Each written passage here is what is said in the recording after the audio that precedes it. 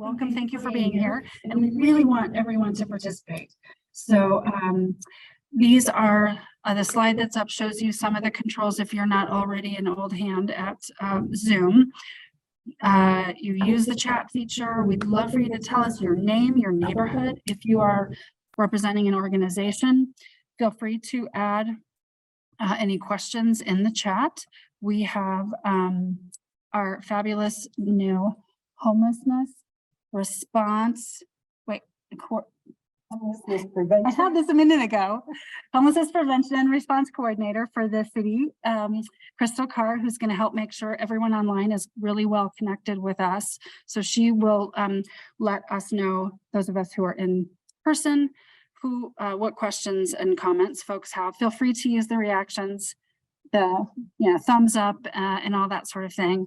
And then if people are using the link that is anonymous participant, we would love it if you would find your name. You can find your name by clicking on the participants or in the square that is identifying you. Click on the 3 dots and you can put your name in there. Of course, you don't have to if you don't want to, but we would love it if you would.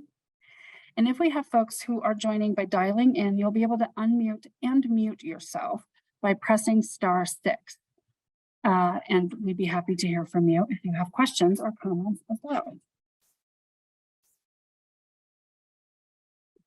Okay.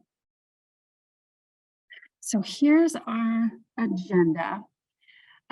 Really, the main purpose of this meeting is that we want to get public comment, hear what your opinions are, what your feedback is on how the city is planning to spend our HUD grants for this year. So we'll go into all the details. HUD is the U.S. Department of Housing and Urban Development. And I do encourage you to raise your hand anytime I use government speak by using an acronym without explaining it. But really, we just want to make sure that we're getting really good substantive input and feedback from our community on how we spend these funds. So tonight we're going to talk about what is community development, what we do at the city, what is the action plan. We'll spend most of the time talking about what's in that plan. And then there's more funding opportunities that some of you may already be aware of that we'll just mention briefly. And then we'll share, well, most importantly, we will hear from you. So hopefully, at least half of this or substantive amount will have time to hear comments and questions. And then we'll talk about the rest of the timeline for this process. Also, we are going to make both the recording of this meeting and the slides available online after the meeting. Those of you who registered online, will send it to you, but we'll also send it via our email newsletter, and it'll be on our website. So lots of ways to get to it. There's also a really easy to read, beautiful sort of infographic that we put together. And we thought we were going to have it here at the meeting to hand out. So I'm sorry we don't, but it will be online as well. And you'll be able to pick up copies if you want any, just let us know. Okay, so introductions. I'm Barb Van Hoy. I'm a policy analyst with the division. I have been with the city in the division for a little over 2 years now.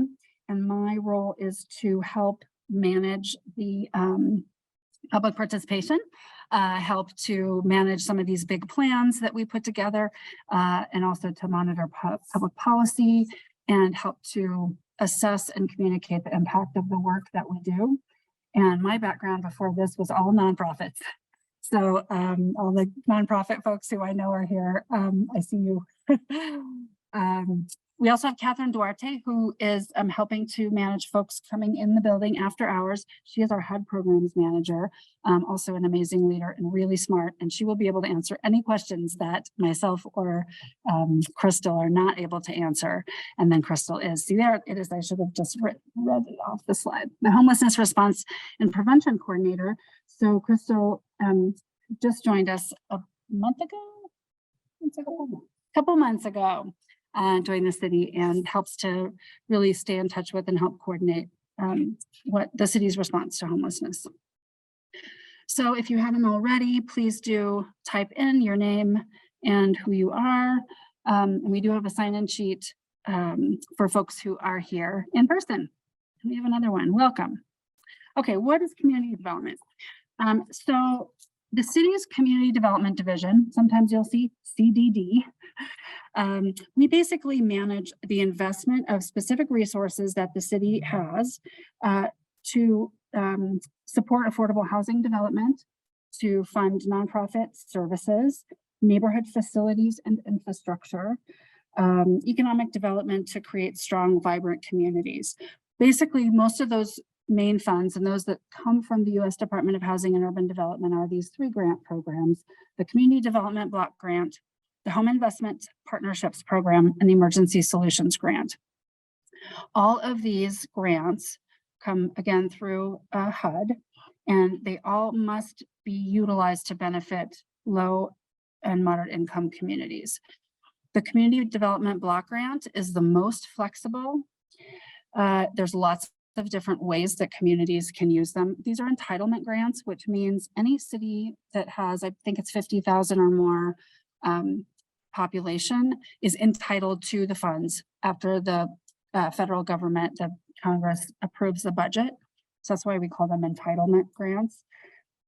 The Home Investment Partnerships Program is focused on buying and building and preserving affordable housing specifically. And then the Emergency Solutions Grant is focused on homelessness prevention. And there are several ways within that we're allowed to spend those funds. So then we'll end up going into much deeper territory on each of those here in a minute. When I started this job, I Googled, what is community development? Because I'm sure it means, 50 different things to however many different people. And there are several definitions of it, all of which I think are good, but my favorite one is that at its heart, community development is rooted in the belief that all people should have access to health, well-being, wealth, justice, and opportunity. And that really does underscore how we try to allocate these funds. So in addition to those three grant programs, there's other resources. Some of it's money, some of it's not money that we allocate, but that we help leverage for all of those things, community development. So private activity bonds, the city allocates to building new affordable housing. The state allocates the low-income housing tax credit, but in order to use the LIHTC to build affordable housing, you have to get private activity bonds. So those are kind of interconnected. The city has, and our division has created some new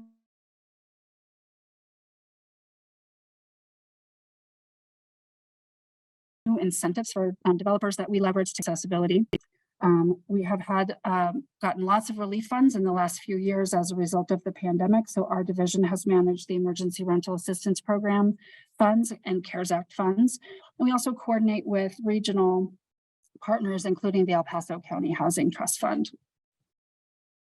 So the city of Colorado Springs is not a service provider.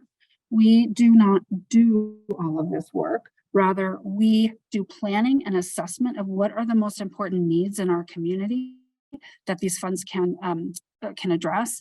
And then we partner with agencies who we fund to actually do the work.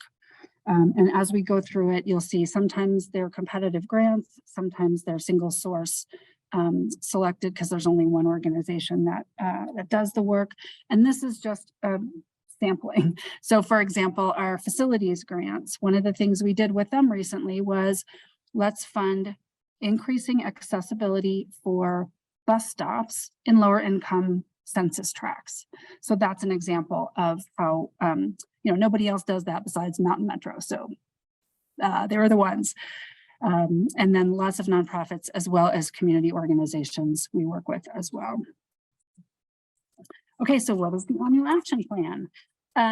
In some ways, me having also been a nonprofit fundraiser, I think of the annual action plan as the city's grant proposal to the government, to the federal government for getting these funds. So although we're entitled to them, we only get them if we tell the government how we're going to use them. So really that's what the annual action plan is, saying here are the needs that we've assessed. Here is how we want to allocate these funds based on what we're allowed to do. And then we'll talk more about the process, but essentially it ends up going up to HUD. The city council will approve it. And so the actual document that we submit is in the format that is prescribed by HUD, and it's not very easy to read. It's available online, and part of what I'm doing with this presentation is trying to make it easy to kind of translate that if you want to look at that. But the brochure that we're putting together is probably the easiest way to really kind of understand what we're proposing in all of this. But of course, always ask us questions. So it's part of this whole planning cycle that we do, which starts with a 5-year consolidated plan. Again, every community that receives these funds has to do this 5-year plan. And in that, we do really intensive assessments, and we establish the priority needs and the goals for our community for these funds. And then the annual action plan specifies how we are going to meet those goals specifically in this year with the funding. And then, of course, we do our annual report, which also has an acronym, which is CAPER, and it stands for Consolidated Annual Performance Evaluation Report. We also do that annually, and they're available on our website as well. Oh, but the most important thing at the top there is the Citizen Participation Plan. Again, part of the requirement for these funds is that we have to be able to demonstrate and have a plan that's approved actually by HUD for how we make sure to solicit and involve citizens. So for example, it requires that we do our 30-day public comment period for the draft, and that we have a public hearing. Also another plan that's available on our website. And pardon me, I've got allergies. Okay, so one of the most important parts of the plan is the expected resources. You'll see at the bottom of the yellow block, it says the AP 15. That's the section of the official printed report that talks about expected resources. So that's how we will eventually know exactly how much we're getting. We do our best guess. We estimate how much we're going to get a little bit based on what we've gotten in the last few years. And then after Congress passes the budget, HUD takes that money and does all of their math and lets us know exactly how much. And once that happens, we will make adjustments to all the dollar amounts you're going to see in this, and that's in the plan. We'll just adjust them mostly on a pro rata basis. Although I didn't actually specifically mention. So Community Development Block Grant, that is the largest share of the funds. The Home Investment Partnership is 1.9 million, or we're estimating, which is about 30%. Emergency Solutions Grant, 283,000 approximately. That's the smallest amount. And then we also have program income, which is basically fees on loans that are provided through these other programs. So it's generated by this funding and it goes right back into the programs. Okay, so our priority needs that were established in the 5-year consolidated plan are here. You will see them sometimes in the plan using slightly different terminology that we thought was a little harder to recognize. But these are basically the five priority needs that were identified, and the one, number 6, is admin to actually do the work of allocating it all. So these are on the actual annual action plan starting at page 37. It's in the annual goals and objectives. Under each one of these objectives, or these terminology, priority needs, there are specific goals underneath them. And if you want to get into those, they're things like, they really are just kind of a restatement of these categories. So we are going to go through each of these, and I'm going to start with affordable housing. And my screen is not showing me that amount. So we are allocating 3.7, or proposing to allocate $3.7 million of the total to affordable housing. And to give you some context, I already mentioned all these funds must benefit people that are lower moderate income, and the affordable housing, what it means in this context is it's housing that costs no more than 30% of someone's income, and that usually means that's subsidized. So the building the housing is subsidized, and also rental assistance or down payment assistance, those sort of things. And And so the programs that are funded by these are reserved for people generally whose income is below the area median income. You'll hear AMI, and that is established by the U.S. Department of Housing and Urban Development for each metropolitan area each year. And so the city uses these HUD funds to help provide subsidized development, rental assistance, and the down payment assistance. And the programs, different programs, will be targeted specifically to people who are at, for example, 80% of annual or of area median income and below, or 60% or 30%. And this gives you a sense of what those amounts are for our community this year. Yeah. And you also will see AMI, or I'm sorry, LMI, which stands for low and moderate income. And that term within the funds from HUD refers to low and moderate income people, which generally is folks whose income are 80% of AMI or below. Even when you're trying to make it simple, it's complicated. Okay, so the funding for affordable housing, 3.7 million, is funded between Community Development Block Grant and Home Investment Partnership Program grant funds. So these are the activities that are funded through the CDBG. And did I jump ahead? I did. So overall, the goal for this funding is to increase the supply and preserve existing inventory of affordable housing. And based on the funds that we're expecting to support that preservation and building and acquisition, the projects that we expect will be that we'll be able to fund, we think will help 301 families in our community attain affordable housing this year. And then the official plan that's online, you can find more detail about these in, again, lower right-hand corner. My apologies for the small text, is the AP 38 section, project summary, and the AP 55 section, which goes more in depth about affordable housing. So back to the Community Development Block Grant funds that are supporting affordable housing. These activities preserve affordable housing, including for low-income and disabled seniors who own their homes, and then also for residents of assisted housing providers, such as the Colorado Springs Housing Authority and Greshio. So those are examples of how these funds are, we're planning to allocate them and have. And then so for residents who are looking for help with these funds, really the way to do that is through the funded provider. So for example, Brothers Redevelopment, we have Kathy here from Brothers. They manage applications from low-income seniors who own their homes and have, you know, their roof is caving in and they, you know, need help with that. And the others as well. So Colorado Springs Housing Authority and Greshio.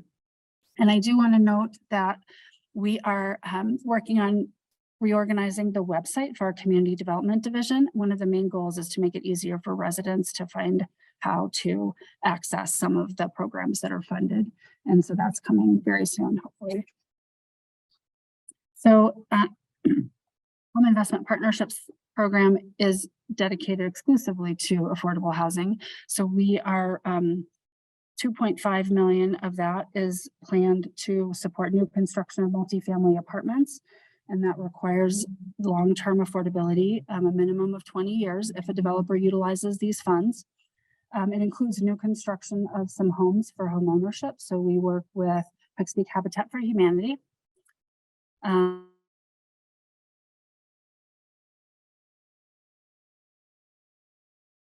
And others as well, Rocky Mountain Community Land Trust with these funds. So that's it on affordable housing. Then we're going to go into human services, but I guess I can pause and see if anyone has questions about those. I'm standing on them. So of the funds that we receive, we're planning on about 517,000 dedicated to human services. And in the annual action plan, that in HUD speak, that's called public services. So you'll see public services. And this basically provides services and quality of life improvements for people with special needs, such as people with disability, people who are experiencing or at risk of homelessness, and seniors, as well as low-income residents. And 20% of our community development block grant funds are allocated. 20%, right? As one point I thought, is it more than 20? It's a cap that we're only allowed to spend 20. Oh, it's 15. I did get it wrong. Pardon me. I'm glad I asked. So 15% of community development block grant funds were allowed to allocate for these types of services. And we anticipate that the partners who we fund will serve approximately 2,500 or a lot more folks.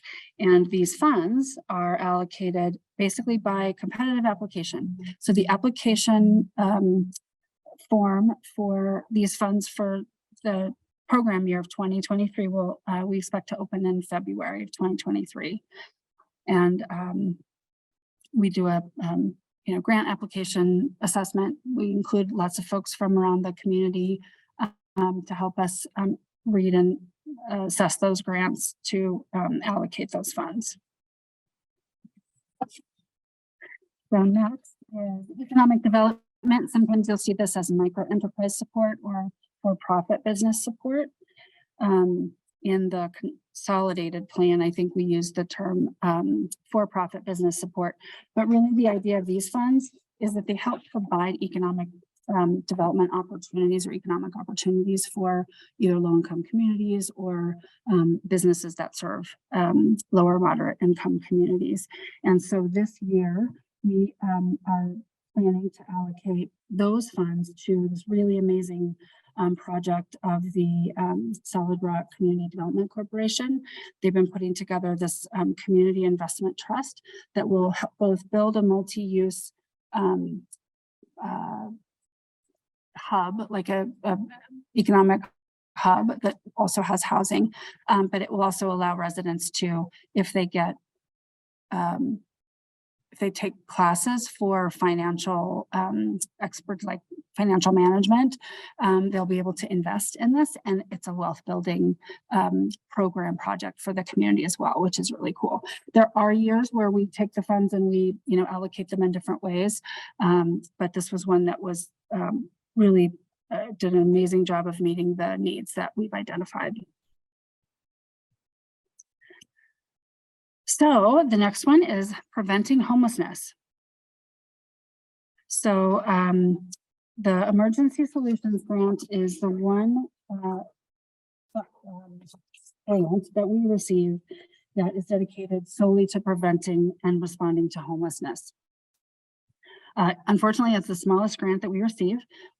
We're projecting $262,000 this year, and those funds we're allowed to utilize them to support emergency shelter, rapid rehousing, street outreach and supportive services, as well as the data management.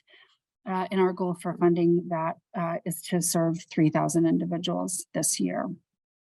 And so these grant funds are also allocated by competitive application, and they'll go out for application along with the Community Development Block Grant Public Services, again in February of 2023.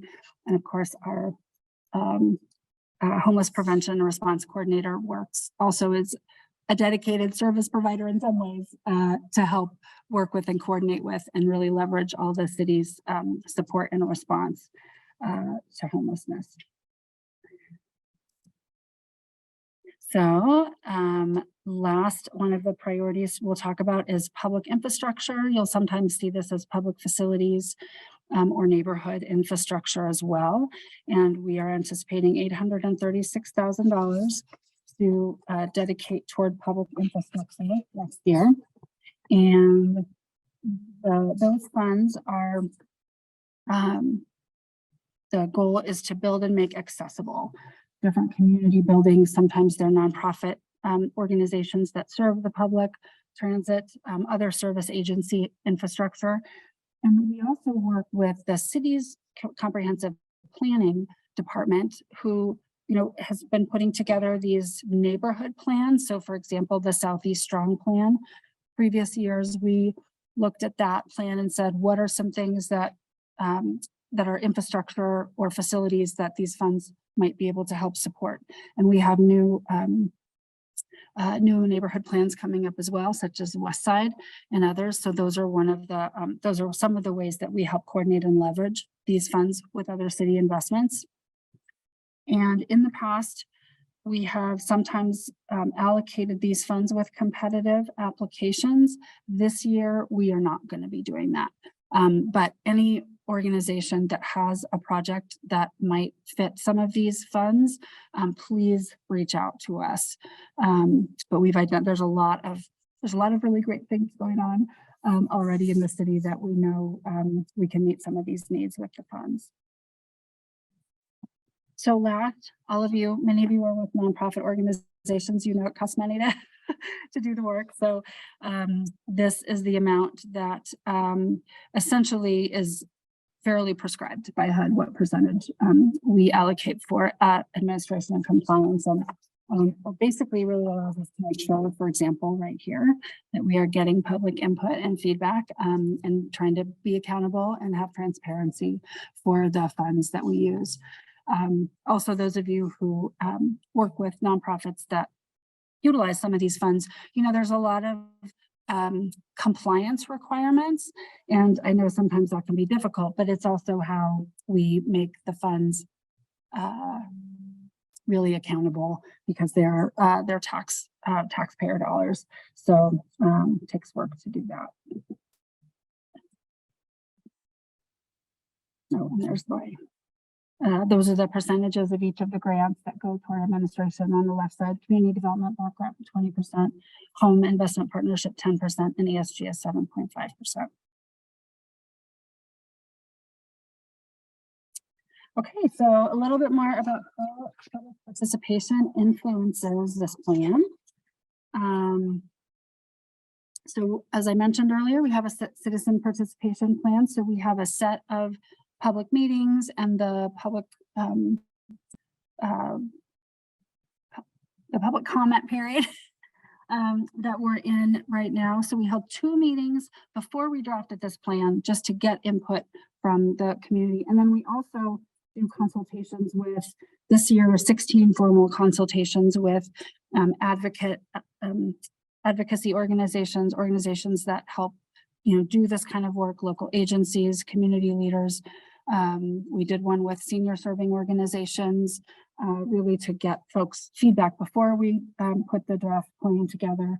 And then we have the public comment period. And then, so officially the public comment period ends January 12th. And up until then, public comment will sort of officially be accepted as part of the plan. And then it will go to City Council for review and acceptance, which is another opportunity for folks to make comment on it if they like.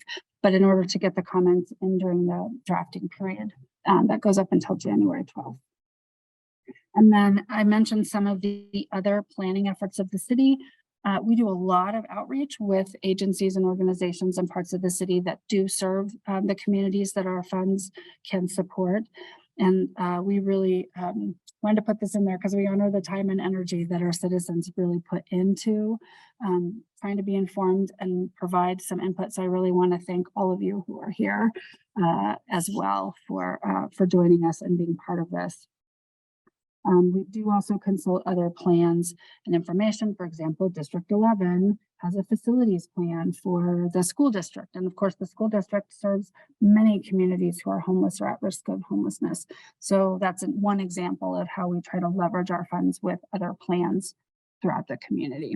And if you ever think there's one that you know of that we might not know about, please let us know, because there's a lot going on. Okay, so here's the slide with additional sort of new funding that has been made available for a lot of these same programs that we fund. So the Home ARP is the American Rescue Plan Act, and they allocated to jurisdictions like us funding to support supportive services, rental assistance, shelter, as a result of, you know, the coronavirus crisis. And so just this year, our allocation plan for those funds was approved. And that's $7.5 million, which is also going toward many of these other same programs and services. And then this last year, the state legislature passed a lot of legislation. The two of them in particular that fund a lot of the same things. This is also funding that came to the states through the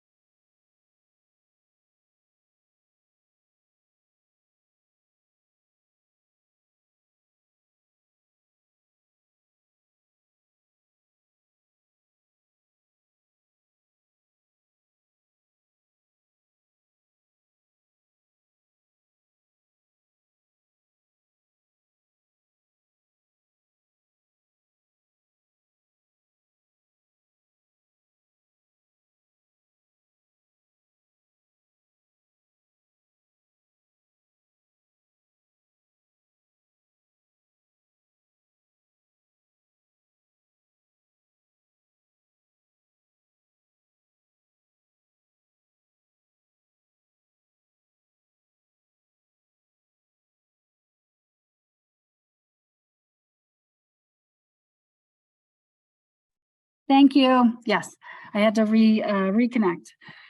Technology gremlins. So one of the things that our division is trying to do with these funds that are available through the state, because we're not service providers, the city itself does not build affordable housing. We want to help connect service providers and builders and folks who develop in our community to leverage these funds. We want to bring as much of these state funds to our community to serve people as possible. So again, please get in touch with us. We're going to be, we already started and we'll be doing more meetings and coordination to utilize these funds. And as many of you are probably aware, the voters of Colorado in November approved Proposition 123, which is going to be allocating, I think in the range of, oh, it's right there, 135 million the first year, 270 million approximately the next, of state income tax for building affordable housing. And we also will be providing as much support for bringing those funds to, utilizing those funds in our community as well. Oops. Okay, so just quick reminder on how to translate a lot of that information into the sections of the printed annual action plan if you would like to. The executive summary is at the beginning, the AP 05. It describes those 5-year priority needs and the goals underneath of them. More detail about the annual goals and the funding applied to them are in the section that's the AP 20. And probably the best place to see a little bit more detail by funding is in the AP 38. It's like a table. And then there is a section, there's a few different narrative sections that go into also a lot more detail about specific projects and programs. And one of those is specifically on affordable housing, and that's the AP 55. And again, if you're ever, wanting to really understand a little more and aren't quite getting it with the written plan, please just give us a call. And that's one of the main things I do in my job now, actually, is translate the annual action plan and those into to the real world. Okay, here is really why we're here. This is a section we'd like to really hear from you who are in person or online. Do these goals that we've set, the kinds of things we're talking about funding, do they make sense? Are there things we're missing that you're seeing out in the community? Especially those of you who are here and with service providers, what do you know is working? I know, we know that there's not enough funding for the good work that's happening, but the more we do hear about particular programs or projects that are really making a difference, the more we know that, the more we can take that into account with the funding. What are your thoughts? Any questions? Yes.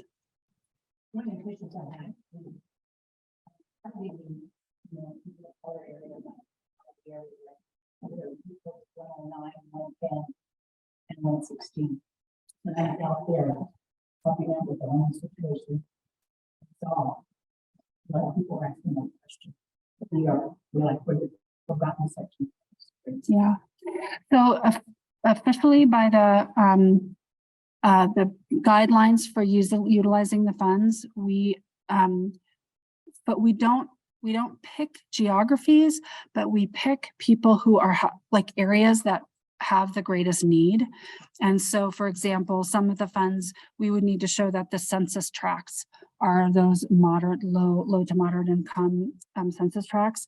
And as you probably know, there is quite a bit of overlap between low income and people of color communities. And so in many ways that is kind of how we allocate that way. So the allocations and the goals and the priorities are based on the greatest need, and where in many cases those greatest needs are people of color communities, then the answer is yes, that we do. So we contact Utah Central. Yes. Otherwise. Yes. Yes. So can I, Yes. there is a request to just repeat the question. Oh, thank you. Oh, yeah.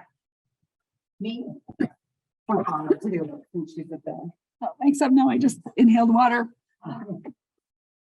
So the question that I heard was, are we in contact with Central and other agencies that work primarily with people of color? Is that in the zip code areas?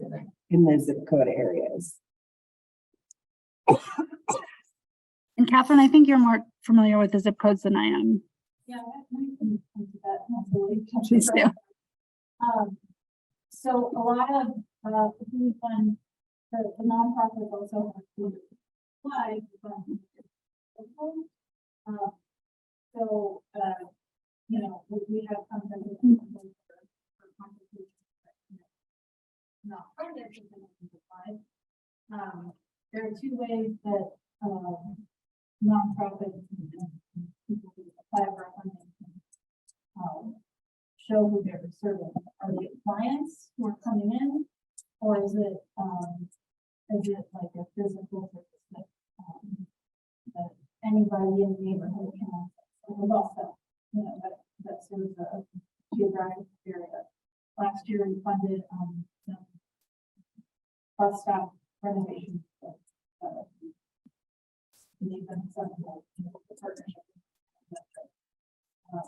Those happen to be in zip codes with high property, community color, and we do try to prioritize that when there's most need. But ultimately, it's you know, how ready is the organization finding and deploy them in the communities. That's a big factor. And one thing that we're trying to do is to reach out and do some applicants training for smaller nonprofits that haven't had much experience. So that's a big learning curve. Not something that we are. When information doesn't get out, as a chair teacher, college directors, when that information doesn't get out correctly, with the name language, then it causes fear. What's our city doing? I'm on 6th generation home, and I've been for almost 50 years for experience. So I've seen the growth, and I've seen the question. So, and then you can tackle, so automatically you can go where you want to know. So I will say, there's a lot of things going on right now in our city, and we don't understand what's going on, especially our parents that are over 60 years old. We want to know because we don't want to deny the younger people. We also we don't want to see the growth of our city stuff, but where we at? When we have the homeless, we have it's not just people of color that you know are not homeless. There's a lot of questions like they're building over their own brewery, those long little cabins, or they look like trailer. Yeah, the ones from the railroad cars. Yeah. And then that, you know, I don't know if there should be something that is put out to some of us that can help you out. But I'm glad that I think a lot of us, if you don't communicate as a group, then you're not going to get the response you need. And that's what you're putting for person out there is a big thing. Right now. It really is. If you want to know what's going on with our city. So I see a lot going on down here. People going 100 miles an hour, but they want to be going. That's don't just what they want to do. It's going to reflect a lot what they're doing. Thank you. We really appreciate that. And one of the ways that we are trying to reach more people is through our email newsletter. So that is one way that we will always let folks know about this. And we also have been building more targeted lists of people like yourself, who we know are people in the community who are connected, who care about these sort of things. And so we definitely, I would, if we don't already have you on our list, I would love for you to join our list. As everyone knows, it's harder to communicate in the, age of the internet and all of that. So we really do try to keep, trying new things and new ways to reach out to folks and let them know that this is happening. So thank you. Do we have questions? Several questions. Okay, great. From the folks online. First one is, can any of these funds be used to create general or special improvement or arts districts? So the funds cannot be used to fund arts districts specifically, but if there are arts districts within neighborhoods that are targeted, that meet some of these priority needs that are that we've identified, that's a possibility. If it's someone specifically who knows of a project that they want to apply for, they can contact our staff person, Naomi. And well, actually, maybe the best way is to give you the general email address, which is communitydevelopment@ coloradosprings.gov. And that will get to Naomi. And one of the things our staff does is provide technical support to organizations who say, hey, I think I'm doing a project that, maybe we could be eligible for funds, and we can help talk you through it. I don't know if that answered the question. Yeah, I think the frustrating answer to that question. Yes, maybe. Yeah. Yeah. If it's just for art without knowing that it's serving specifically low and moderate income people, probably not, even if it is just by default. But that's part of the accountability with the funds. Organizations that utilize these funds need to be able to demonstrate that they are addressing needs of those communities. So another one, this is kind of a comment, and it goes, I am concerned with the current sweeps and disposal of our houseless friends, items, and the lack of resources and emergency planning when it comes to warming shelters and other services during a state of emergencies. And then she also, that's a different thing. And then somebody else mentioned that they're interested in creating an outreach group like STAR in Denver, EMT plus mental health professional doing outreach for nonviolent 911 calls. So I do know that we have the HOP program, and then there's also the CERT program. I'm gonna do the acronym thing. The HOP program is the Homeless Outreach Program, and that's fire department. through the fire department that does some of that. And then there's also the CERT team, which I can't remember what their initials stand for. But the CERT team is a licensed counselor, usually a fire officer, and a paramedic, that they go out, but they have limited hours. It's like 5 days, 40 hours a week. So it's not as much as everybody would like to have, but we do have some inroads going in that way. So there is some of that work going on. And then we are trying to improve our emergency services and shelter issues. Yeah, I'll that put is my email in here, and if you want to connect with me personally about that, I'm more than happy to do that. And then there is another question about that is just the emphasis that no officers, no uniforms, no flashing lights or guns for mental health calls. A different person asked, are these funds available for newer nonprofits? So that's a question for Naomi for sure. I think that the challenge for newer nonprofits is there's a pretty high bar with compliance with your financial management. But we have funded organizations that were somewhat startup and with help and technical support from our staff. So being new does not disqualify you for sure as an organization. And then regarding equity, with the resources and grants available, it would be nice to have more direct conversations and input from the community impacted by the proposed plan. Like meeting people where they are engaging and those affected. I might interpret that as meaning having these kinds of meetings out in different neighborhoods. And I think that's a very valid point for sure, but it's a big city physically.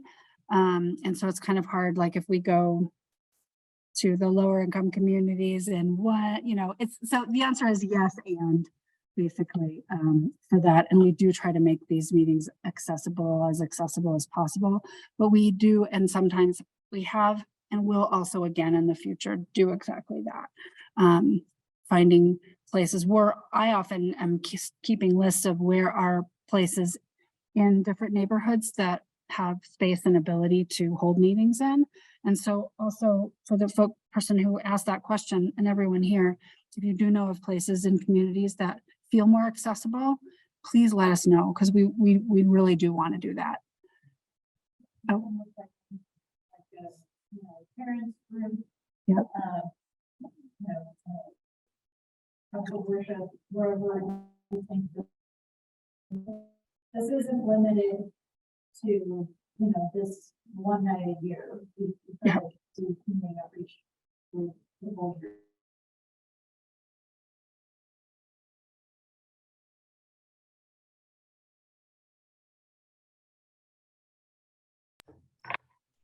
We can see. Do you want to try to?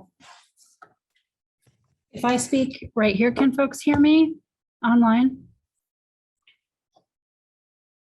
Yes. Sound is back. Okay, great. Well, are there still some more questions Yes. here? Let's do that, because I think I'm going to get to reconnect in a moment. Okay. Michael, the home ARP money, technically that's, this is like kind of more bureaucratic, so that's connected to the 2021 plan. So it'll become available to us this year.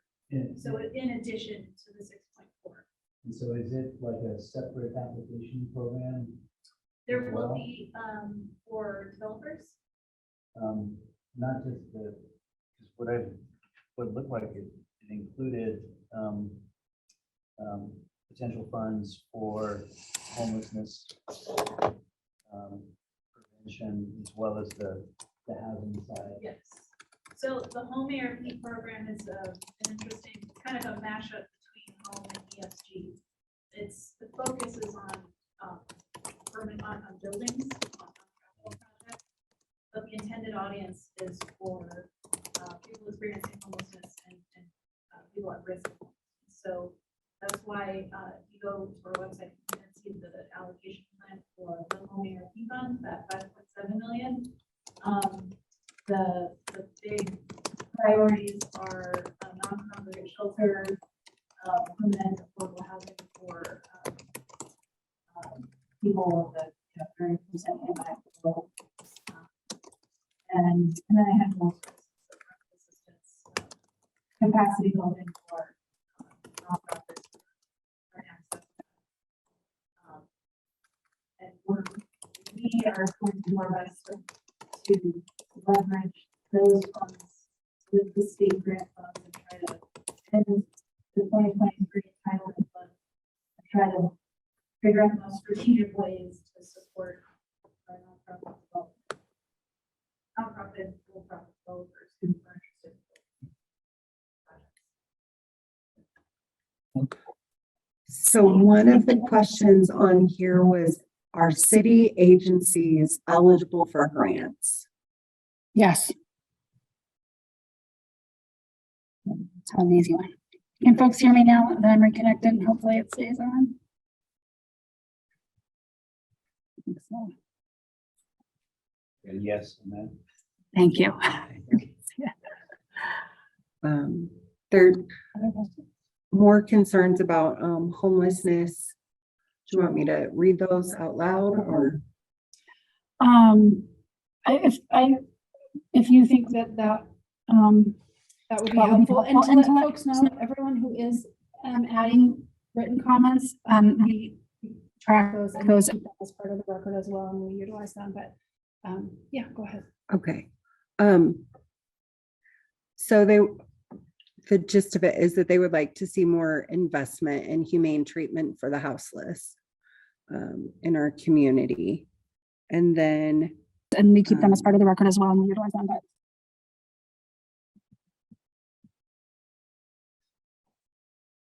Again, they just ask for questions or comments from the community be repeated.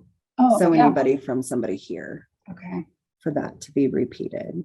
Oh, for folks who are speaking here. Yes. Okay. I don't know that we can. Well, that just now.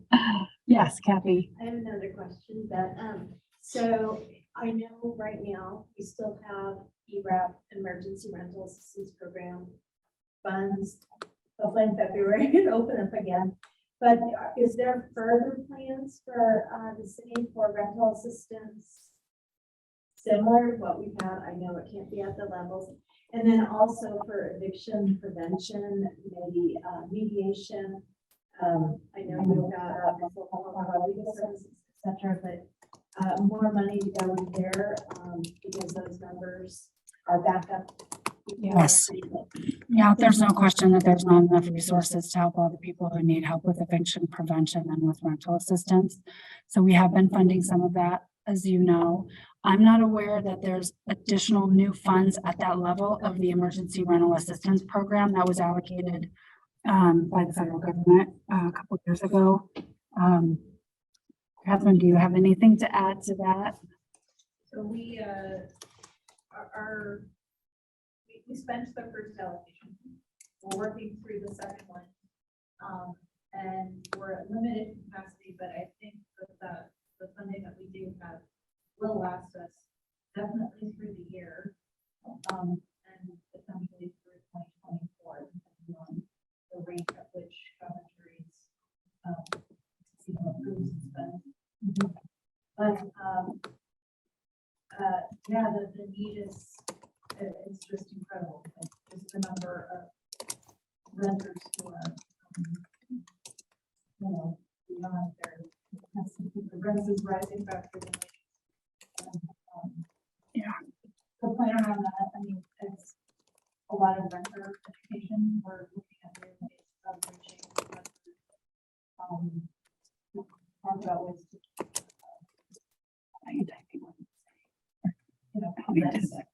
to establish good relationships. We're working with a couple of landlords to participate in a program, a credit building pilot program with CHAPA. This is another state legislature product 2021 where participating landlords will sign up their tenants and tenants can build credit just by paying rent. Which is a really good way to sign up their tenants. I think that works in other state stuff. Yeah. So we're trying to get some local landlords participating in that. We're also we're working on education of tenants.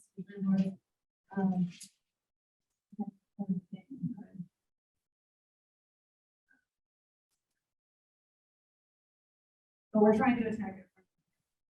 You know, that's Yeah. Thank you. So we have another online question. Have you given any grants to medical debt buyback charities such as RIP Medical Debt? Some cities have funded this program to the great benefit of low-income families. Yeah, we have not funded a program like that. I have heard about them, and that's a major issue, I know, for a lot of people. You know, if there was an organization that was doing that work and wanted to reach out to us to see if that, you know, funding could, the funding that we have could be applied that way, I would say that we would. Some of that kind of thing, though, is also funded through other, you know, governmental programs. I know there's Medicaid related ones and all that, but we don't manage those.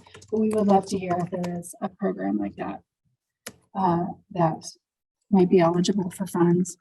And I'm noting that we are at 7 o'clock. I really do want to respect everyone's time. I just so appreciate you all being here.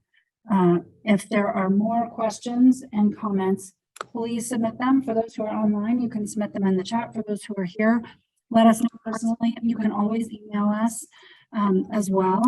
I did want to just quickly, I think I mentioned this earlier, but here's the timeline for the annual action plan. We are in the public meetings and the public comment period. In February, the plan will go to City Council. And then in the spring, we're hoping February is when we'll actually be able to open the application program for the competitive grants. And the program year starts April 1st. So all of these funds are on April 1st to March 31st schedule. So just so people know that it'll be introduced January 23rd. And then 2 weeks after that, on Tuesday, February 13th. So we'll hear it in the work session on Monday 1st, and then 2 weeks later in the regular City Council session. Yep. And then here again is a, I know if you're online, you can't click on this link, but this is our website and email address. This is a QR code that will get you to where you can subscribe to our newsletter if you have not already subscribed. And again, please reach out with any more questions or comments or ideas. Places in the community that we should be connecting with that we're not, all of that. So thank you, everyone. Really appreciate it. Have a great evening.